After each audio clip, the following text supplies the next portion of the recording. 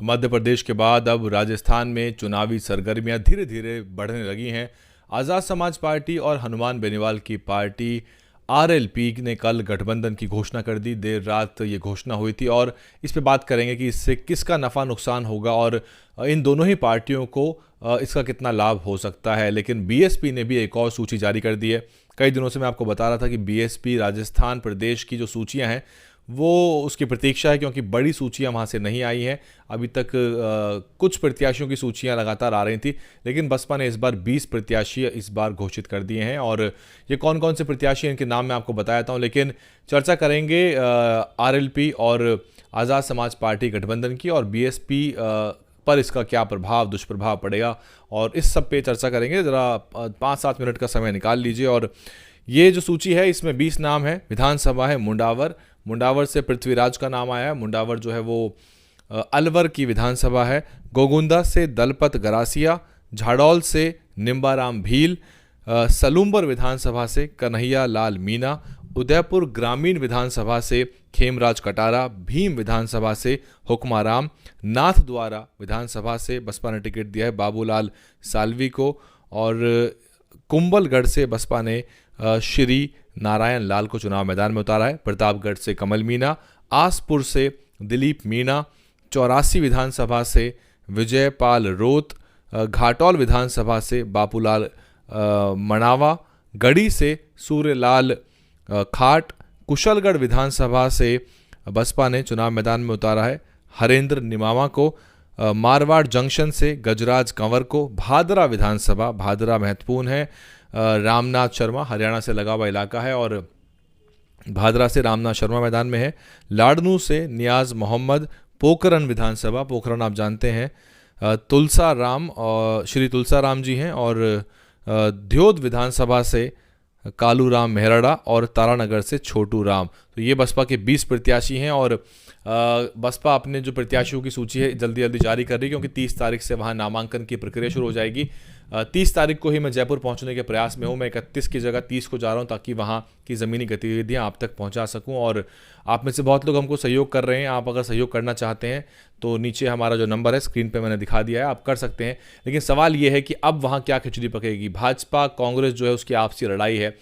कुछ दिनों पहले खबर ये भी निकल के आ रही थी कि संभवतः बीएसपी और आरएलपी का भी गठबंधन हो सकता है। एक तस्वीर भी मैंने आपको दिखाई थी जिसमें बीएसपी के राजस्थान प्रभारी रामजी गौतम हनुमान बेनीवाल के साथ नजर आए। उनकी मुलाकात संभवतः हुई होगी, कुछ चर्चाएं हुई होंगी, संभावनाएं तलाशी जा रही होंगी, लेकिन वो गठबंधन मूर्त रूप नहीं ले सका। उसमें बीटीपी के शामिल होने की बात निकल के आ रही थी। कल जो खबर निकल के आई है चंद्रशेखर आज़ाद, क्योंकि वो राजस्थान में कई महत्वपूर्ण प्रत्याशी उतार चुके हैं और उसी पैटर्न पे चंद्रशेखर आज़ाद भी चल रहे हैं जिस पैटर्न पे बीएसपी अपने प्रत्याशी घोषित करती है। बीएसपी भी ऐसे लोगों को टिकट दे रही है जिनके टिकट कट रहे हैं, और यही काम चंद्रशेखर आज़ाद भी कर रहे हैं, और वो भी पूर्व प्रत्याशियों को चुनाव मैदान में उतार रहे हैं।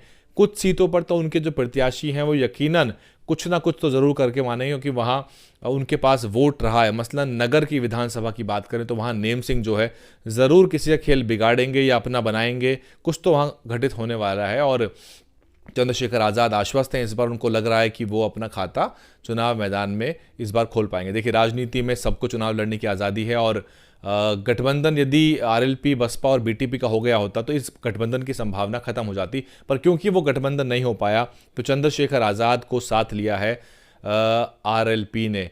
हनुमान बेनीवाल की जो पार्टी है उसका व्यापक बेस नहीं है, लेकिन जहां जहां उनके कंसंट्रेशन है, खींवसर का इलाका है, नागौर की जो बेल्ट है, वहां पर हनुमान बेनीवाल का अपना वोट है, दबदबा है। वो खुद सांसद हैं, उनके विधायक मौजूद हैं। और सवाल ये है कि चंद्रशेखर आज़ाद जब मैदान में होंगे तो चंद्रशेखर आज़ाद के जो प्रत्याशी हैं वो किसका वोट काटेंगे। देखिए, चंद्रशेखर के जो प्रत्याशी हैं आज़ाद समाज पार्टी के, वो भाजपा का तो वोट अमूमन नहीं काटेंगे, क्योंकि जो वोट वर्ग उनको करेगा वो भाजपा का वोटर नहीं होगा। तो इसमें कांग्रेस पार्टी के लिए भी खतरे की घंटी है, क्योंकि इन सीटों पर जहां जहां चंद्रशेखर आज़ाद अपने प्रत्याशी उतारेंगे, अगर उनको एक वोट मिलता है, क्योंकि पुराने जो चुनाव अब तक बताते हैं चंद्रशेखर आज़ाद की जो पार्टी है आज़ाद समाज पार्टी, उसको बड़ा वोट नहीं मिला है अब तक। आप 27 सीटों के उपचुनाव के आंकड़े निकालेंगे, चौंक जाएंगे। 200, 250, 300 तक का वोट मिला है, लेकिन एक कॉन्टिन्यूस उनका प्रयास है कि वो चुनाव मैदान में उतरे। हालांकि बसपा और एएसपी की जो आपसी जो टकराव है, वैचारिक मतभेद है, पिछले दिनों आपने देखा होगा कि आकाश आनंद और चंद्रशेखर का आपस में बड़ा वाक युद्ध हुआ था मीडिया के जरिए, और दोनों ने ही अपनी राजनीति के दायरे में, एक सभ्यता के दायरे में रहते हुए लगातार एक दूसरे के ऊपर आरोप प्रत्यारोप लगाए। हालांकि आकाश आनंद ने जो छोटे मोटे लोग वाली जो बात कही थी वो काफ़ी ज़्यादा ट्रिगर हो गई उससे, और फिर उसके बाद लगातार हमले हुए। आकाश आनंद ने जयपुर में हमला बोला, फिर चंद्रशेखर आज़ाद ने भी कहा कि लोग राजस्थान घूमने आए हैं जो महलों से नहीं निकलते थे, वगैरह वगैरह। लेकिन ज़मीन पर यह गठबंधन कितना फ़ायदेमंद होगा? देखिए, हनुमान बेनीवाल का जो वोट है वो स्पोरैडिक नहीं है, वो सारे में बिखरा हुआ नहीं है, वो कुछ लिमिटेड बेल्ट पर है।